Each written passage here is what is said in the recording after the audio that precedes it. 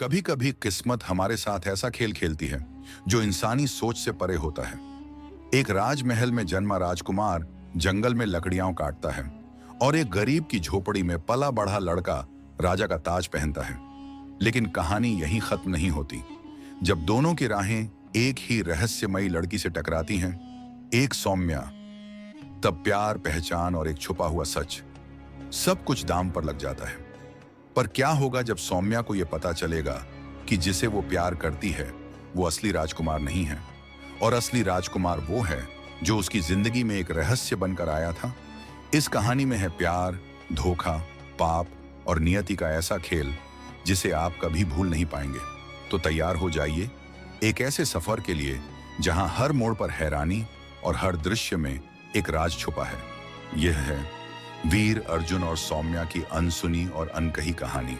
राजा वीरसेन एक न्यायप्रिय और पराक्रमी राजा था जिसकी प्रजा उसे देवता समान पूजती थी।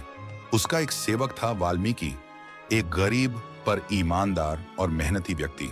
दोनों के जीवन में एक ही समय पर एक अद्भुत मोड़ आता है। राजा की पत्नी गर्भवती होती है और उसी समय वाल्मीकि की पत्नी भी।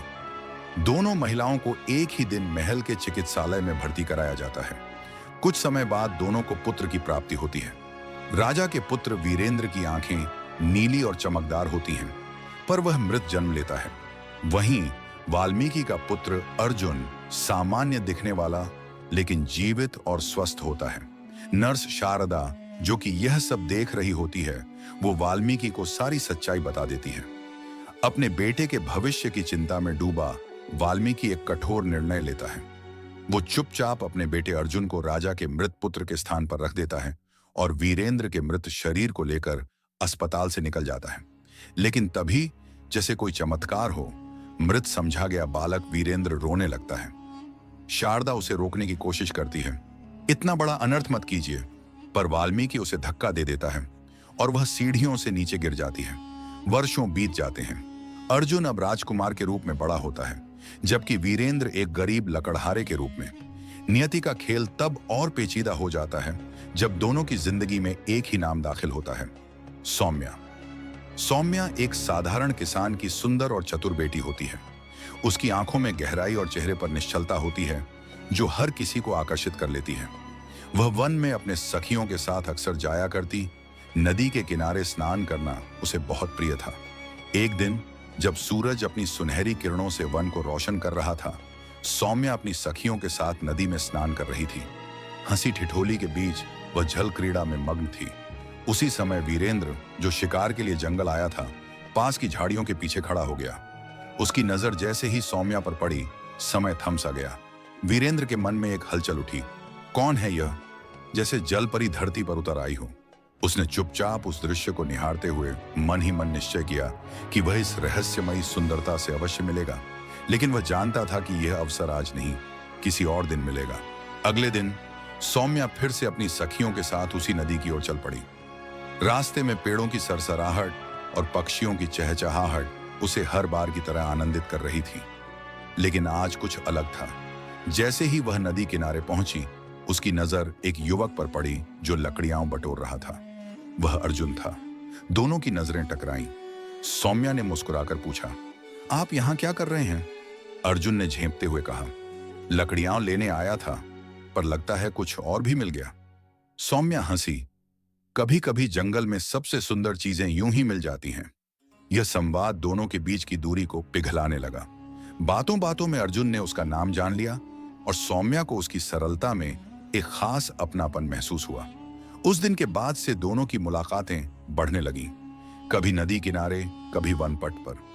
दोनों के बीच एक निश्चल रिश्ता पनप रहा था जिसे शब्दों में पिरोना मुश्किल था। इधर वीरेंद्र भी सौम्या को भूल नहीं पा रहा था। वह कई बार उसी जगह गया, पर हर बार वो न मिलती। एक दिन उसने निर्णय लिया कि वह सौम्या से मिलने जाएगा, चाहे जो भी हो।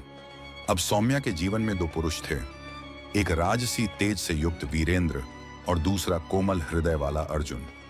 दोनों उसे चाहते थे, लेकिन दोनों की पहचानें और उनकी नियति एक भयंकर राज में उलझी हुई थी। शहर में एक महोत्सव का आयोजन हुआ जिसमें वीरेंद्र और अर्जुन दोनों ही उपस्थित थे। सौम्या भी वहां आई।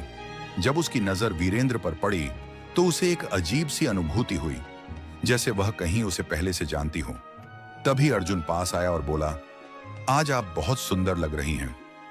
वीरेंद्र ने यह देखा और धीरे से कहा, इस सौंदर्य के पीछे कोई रहस्य है और मैं जान कर रहूंगा। धीरे धीरे सौम्या के मन में भी द्वंद्व उत्पन्न होने लगा। एक ओर अर्जुन की सादगी और ममता, दूसरी ओर वीरेंद्र का आकर्षण और रहस्य।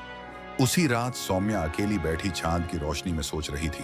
उसकी सहेली ने पूछा, क्या हुआ सौम्या?